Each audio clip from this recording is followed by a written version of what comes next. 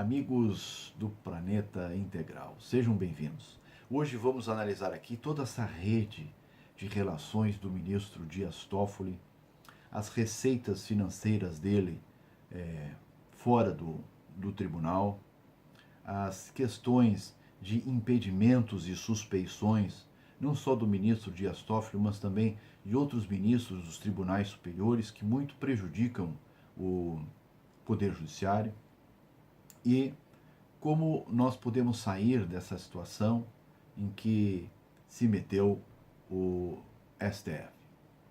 Segundo a Gazeta Online, a mensagem em que Marcelo Odebrecht chama o ministro Dias Toffoli de amigo do meu pai foi escrita em julho de 2007 e faz referência a uma das obras campeãs em propina na Operação Lava Jato, a usina de Santo Antônio, com mais de 100 milhões em suborno, segundo os delatores da Odebrecht e da Andrade Gutierrez, que foi o consórcio vencedor.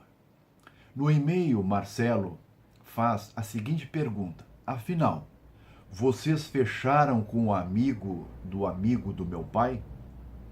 O amigo do meu pai seria o Lula, né? E o Toffoli, então, seria o amigo do amigo. Adriano Maia, que foi diretor jurídico da Odebrecht e cuidava dos contatos com o judiciário, respondeu à pergunta de Marcelo da seguinte forma: a negociação está em curso. Foi isso. A negociação está em curso.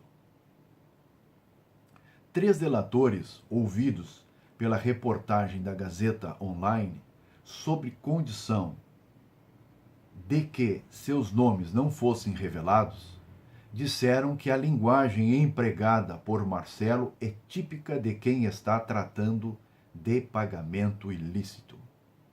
O presidente do STF nega que tenha qualquer relação com a Odebrecht.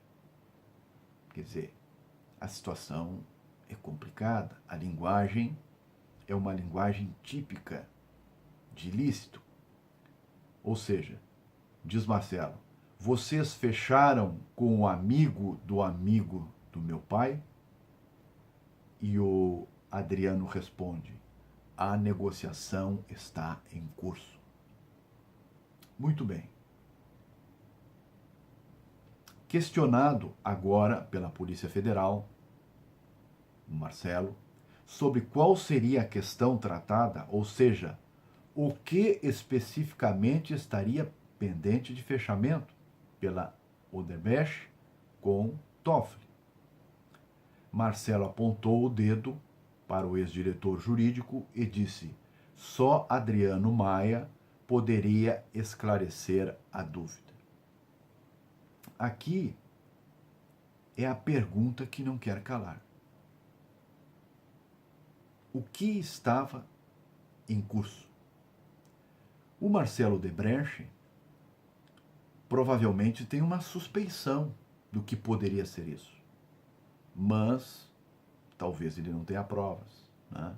Talvez as provas dos possíveis repasses, né, ao amigo do meu pai estejam com o Adriano Maia.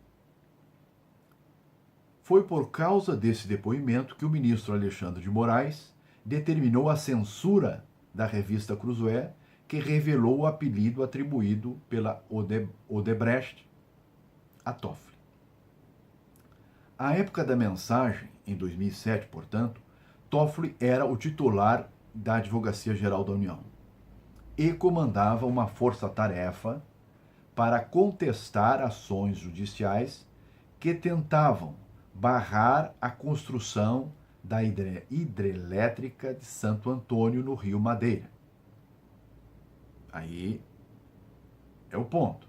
Ou seja, ambientalistas e defensores das populações indígenas eram contra a obra, porque ela traria danos ao meio ambiente e às populações indígenas de Rondônia que dependiam do rio Madeira.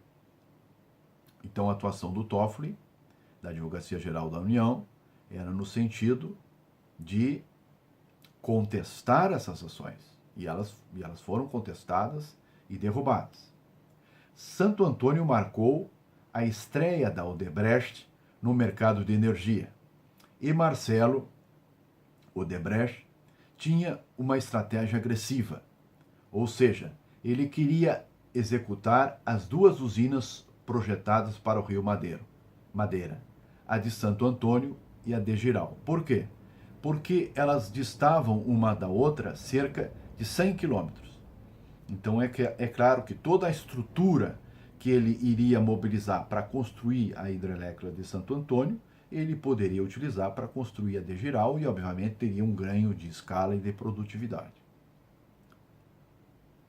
Todavia, Odebrecht ganhou a concorrência da de Santo Antônio, mas perdeu a de Jirau, porque, segundo Odebrecht, Emílio, no caso, o pai do Marcelo, teria havido interferência de Dilma Rousseff, chefe da Casa Civil na época, em favor do consórcio Tractebel, que ainda, de acordo com Emílio, não teria respeitado o edital, pois construiu a usina 10 quilômetros distante do local ideal. Ou seja, provavelmente, no local ideal o custo era maior e eles, ao removerem, a 10 quilômetros desse local ideal, devem ter conseguido condições melhores. Emílio reclamou esse fato para o Lula, que nada fez. Mesmo assim, a Odebrecht decidiu manter um bom relacionamento com Dilma por entender que ela poderia se tornar a presidente no futuro. Dilma nega que tenha influído nisso. Aqui vem o importante. Os relatos de delatores da Odebrecht e da Andrade Gutierrez apontam que as propinas da usina de Santo Antônio foram ecumênicas, ou seja, foram para todo mundo, e envolveram um arco de partidos, entre eles o PT, o PSDB, o PMDB, o PP, além de sindicalistas da CUT e da Força Sindical, que, segundo eles, os delatores, foram subornados para não fazer greves. Então aqui vem o festival de propinas. Aécio Neves teria recebido, na época, 20 milhões da Andrade Gutierrez para colocar a CEMIG, que é uma estatal mineira, e a Furnas dentro do consórcio da Santo Antônio, porque obviamente havia interesse da Odebrecht nisso. A Odebrecht teria pago mais 50 milhões para o Aécio. Eduardo Cunha teria recebido 20 milhões da Odebrecht. Arlindo Chinaglia, do PT, que era o presidente da Câmara na época, em 2007, 10 milhões. Edson Lobão teria recebido 5,5 milhões para tentar anular o leilão de Jirau. Então aqui a Odebrecht tentando, como ela havia perdido a concorrência de Jirau, possivelmente ela estava tentando ainda recuperar o terreno. O senador Valdir Raupp, do MDB de Rondônia, 20 milhões. O senador Romero Jucá, 10 milhões. O senador Ivo Cassol, 2 milhões. E o seu secretário, João Carlos Gonçalves Ribeiro, 1 milhão. E, finalmente, o deputado Paulinho da Força, 1 milhão de reais. Todos eles negam participação, porque muitos desses processos ainda estão em andamento. Os delatores afirmam que o dinheiro foi recebido como doação oficial de campanha, ou por fora em dinheiro vivo, ou ainda como forma de pagamento por serviços que não foram efetivamente prestados. Bem, somando todos esses valores, são 10 parcelas, a gente chega a 140, 139 milhões de reais. 140 milhões.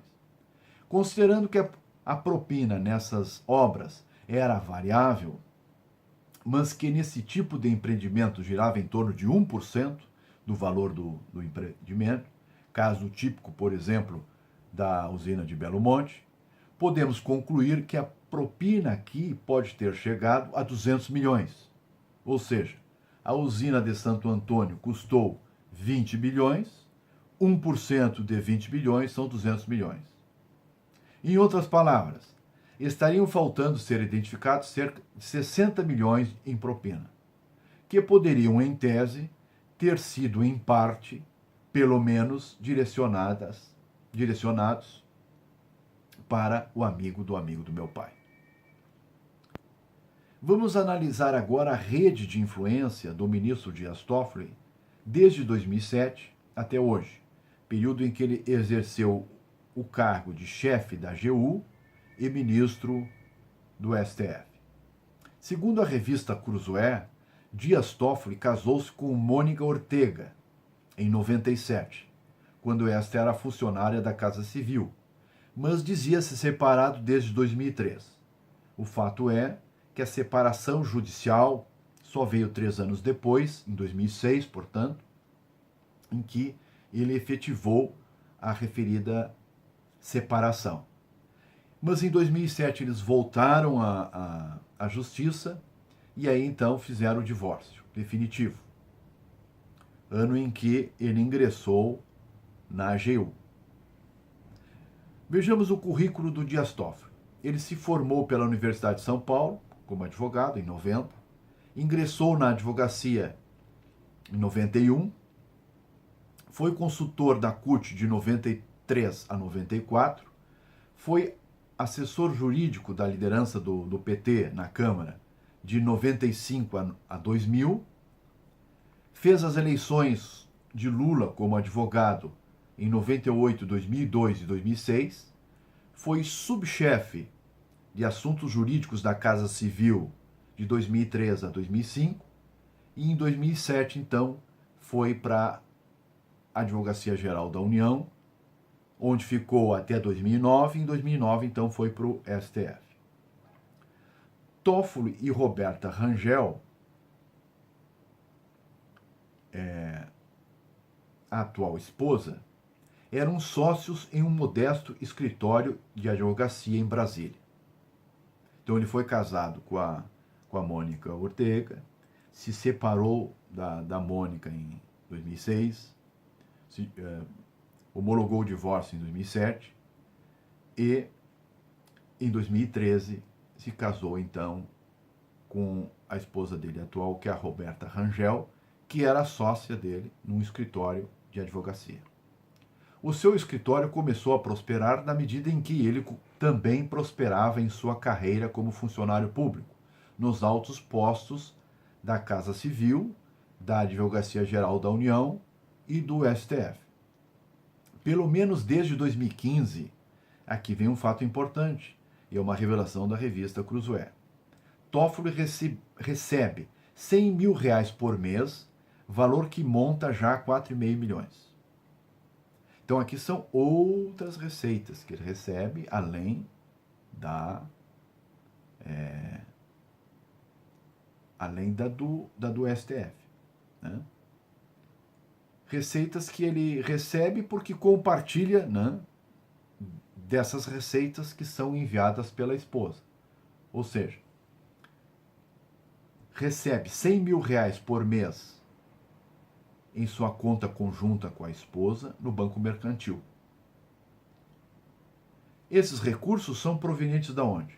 De uma conta da sua esposa, Roberta Rangel, no Banco Itaú. Só que os fundos da conta do Banco Mercantil, essa que recebe os 100 mil, são administrados por seu assessor, Ricardo Neumann de Oliveira, que trabalha com Toffoli pelo menos há 10 anos. Quando Toffoli foi nomeado para a AGU, Neumann foi nomeado assessor externo. E quando o Toffoli foi para o STF, o Neumann foi para assessor direto, que é um dos cargos mais cobiçados da burocracia da corte.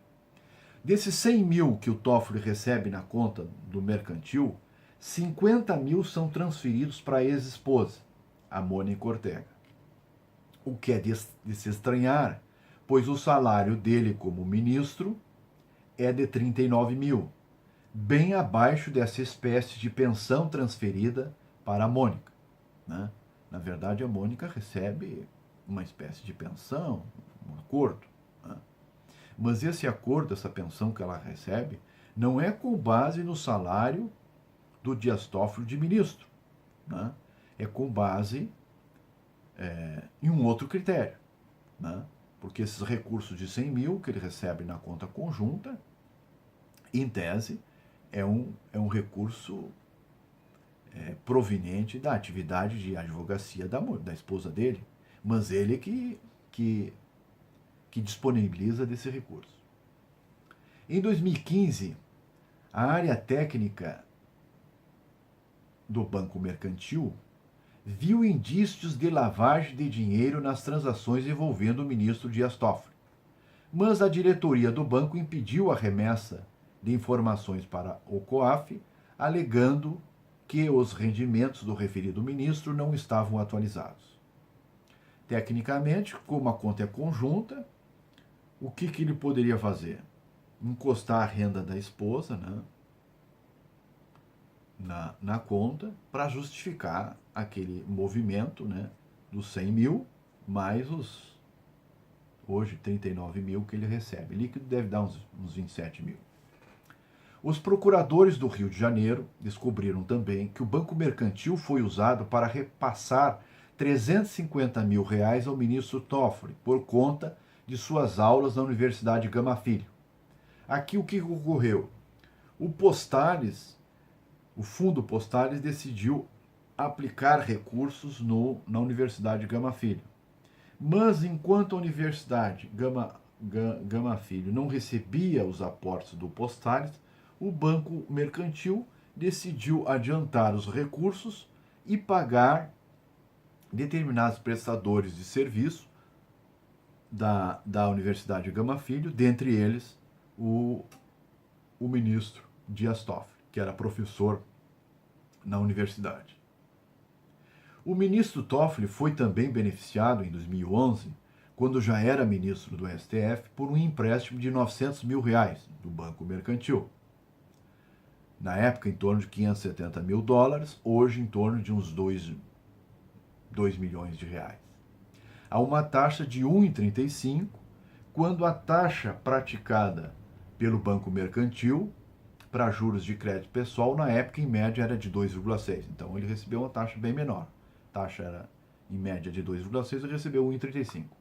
Desde 2009, quando chegou à corte, chegaram lá cerca de 270 processos que tinham o Banco Mercantil como um dos polos.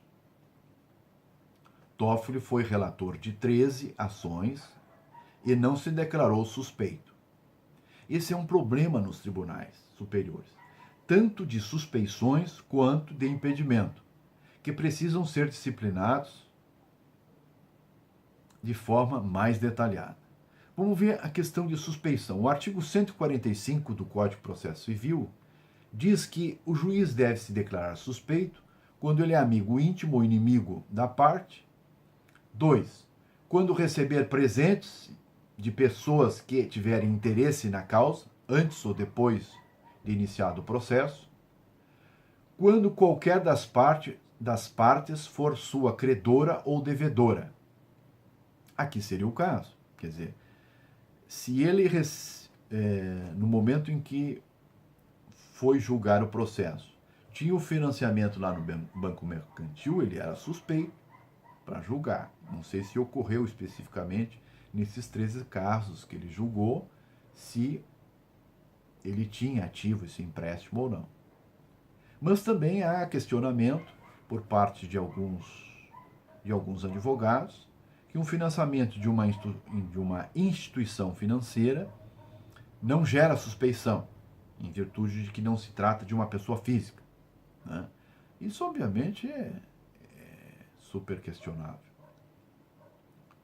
Bom, um outro aspecto que nós temos que analisar, então, para entender toda essa rede de influências, é de onde vêm os recursos da Roberta Rangel, que é a atual esposa do ministro Dias Toffoli. Segundo a Cruzoé ainda, a advogada Roberta Rangel tem inúmeros clientes políticos conhecidos, como prefeitos de cidades de pequeno e médio porte e empresas, cujos processos tramitam principalmente no STJ, Superior Tribunal de Justiça, pois ela evita atuar no STF em virtude do Toffoli, do ministro, que é esposo dela. Mas um caso ajuda a entender como funciona a engrenagem dos tribunais superiores em Brasília, nessas situações em que é preciso lidar com impedimentos ou suspeições. Em dezembro de 2014, vejam bem como eles driblam essa situação. Por exemplo, a Roberta Rangel deixou de atuar em um processo do marido, Toffoli, mas o repassou para quem? Para o colega e atual sócio, Daniane Furtado, que no passado cuidava do escritório de Toffoli. Acabou que Toffoli, nesse processo, se declarou impedido. Mas a situação é essa. Na maior parte das vezes é isso. Quer dizer, se o advogado, né, se sente que há uma causa objetiva, porque os impedimentos são causas objetivas, então ela sendo advogado, o Toffoli não pode atuar no processo. Mas ela pega e repassa para no caso, para um amigo, né? Que no momento ainda não era sócio dela, mas que obviamente tinha uma ligação já antiga com o Toffoli, porque chegou a cuidar do escritório dele, embora não como sócio. Então é assim que há um trânsito, né, de influências. Além de advogada, Roberta Rangel é procuradora da Câmara Legislativa do Distrito Federal, o que não lhe impede de advogar, e dona do Instituto Brasiliense de Estudos Tributários, criado em março de 2018, que funciona no próprio escritório, que tem como sede o local do escritório. Esses institutos, como no caso do Gilmar Mendes, servem para eles ganharem vultosas quantias em palestras. Segundo a Folha de São Paulo, o seu escritório teria recebido, o escritório da Roberta Rangel, R$300 mil entre 2009 e 2011 do consórcio Queiroz e ESA, que tinha sido acusado em esquemas de propinas em contratos com a Petrobras. Mas Roberta Rangel nega qualquer envolvimento nesse esquema. Com o interesse, a questão que fica é a seguinte: com o interesse de um ministro do STF trabalhar por um salário de R$39 mil, com um líquido de cerca de 27 mil, se sua esposa, por exemplo, no caso do Toffoli, em um escritório de advocacia é capaz de faturar o suficiente para manter o seu padrão pessoal de vida e ainda depositar na conta do marido R$100 mil, dos quais 50 mil são depositados na conta da ex-esposa, a Mônica Ortega.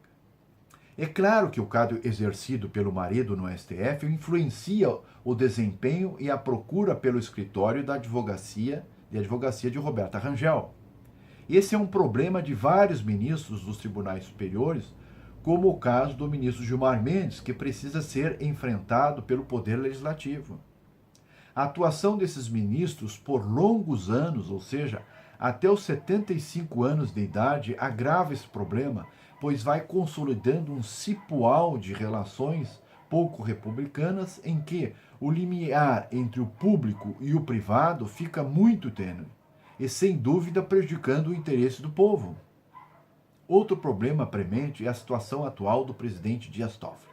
Esse aqui é um caso à parte, que tornou-se totalmente insustentável.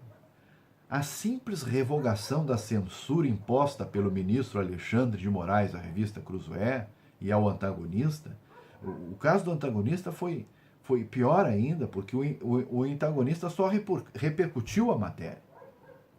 Não é suficiente para restabelecer o Estado de Direito na cúpula do Poder Judiciário. Os ministros do STF, que aclamaram um sistema de rodízio, o ministro Dias Toffoli como presidente, devem tomar providências em reunião extraordinária para afastá-lo da presidência. Independentemente da convocação do presidente, pois ele não reúne mais condições para se manter no cargo em virtude dos inúmeros abusos cometidos no dito inquérito de exceção contra os brasileiros, que inclui a busca e apreensão e o cometimento de ações de constrangimento sem o menor fundamento jurídico. O inquérito foi aberto por Dias Toffoli e conduzido por Alexandre de Moraes, mas Dias Toffoli é quem tem impedido ou deixado de convocar a manifestação do plenário a respeito do dito inquérito, dando cobertura administrativa para a investigação irregular do outro ministro, pois Toffoli é o gestor da pauta.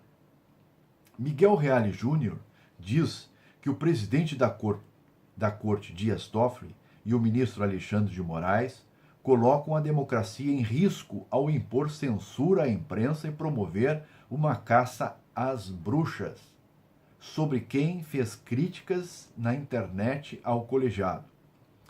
De acordo com Gilson Dipp, outro ministro aposentado do STJ, fake news se resolve pelos métodos legais e não com o Supremo se apropriando daquilo que faz a polícia e o Ministério Público. E crava, esse episódio é temeroso e grave. A escuridão realmente passou com essa revogação, né, da censura? Não, claro que não. Diz José Neumann, a dupla de Torquemadas contemporâneos violou 5 artigos e dispositivos do Código Penal. Invasão de domicílio e outros. Porque não, nenhuma dessas ações, nenhuma dessas buscas tem fundamento jurídico. Além de cometer todos os erros arrolados no antológico documento contra o monstrengo da lavra da Procuradora-Geral da República, Raquel Dodge. A crise criada pelo deslocado ato de terror merece represália a seus autores e o plenário tem de se reunir imediatamente para assustar os efeitos da tentativa draconiana de salvar a desonra que se abateu sobre a reputação do instaurador da confusão. É isso.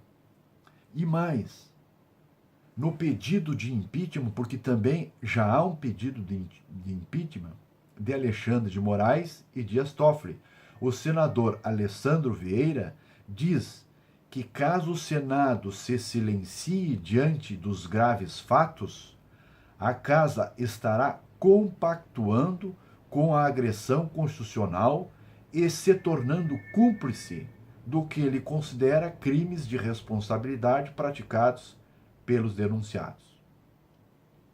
É isso. Em suma, amigos, são 3 frentes de pressão. A primeira, a atuação administrativa do plenário do próprio STF para salvar a dignidade e o decoro da Corte, afastando o presidente Dias Toffoli da presidência. Frente 2. O pedido de impeachment de Dias Toffoli proposto pelo senador Alessandro Vieira. E a frente de pressão 3. O povo nas ruas. Já um movimento mais ou menos agendado para o dia 26 de maio de 2019. É isso aí. Pense nisso. Agende esse dia, porque nesse dia estaremos lá novamente no Parcão, na Avenida Goethe, pedindo que o presidente do Senado, senador Alcolumbre, dê prosseguimento ao pedido de impeachment do ministro Dias Toffoli, que não tem mais as mínimas condições de chefiar, de presidir o Supremo Tribunal Federal. É isso aí, amigos. Obrigado pelo apoio, pelas inscrições. O canal Planeta Integral está crescendo. E se você gostou do vídeo, da live, inscreva-se no canal e curta o vídeo. É isso aí. Forte abraço.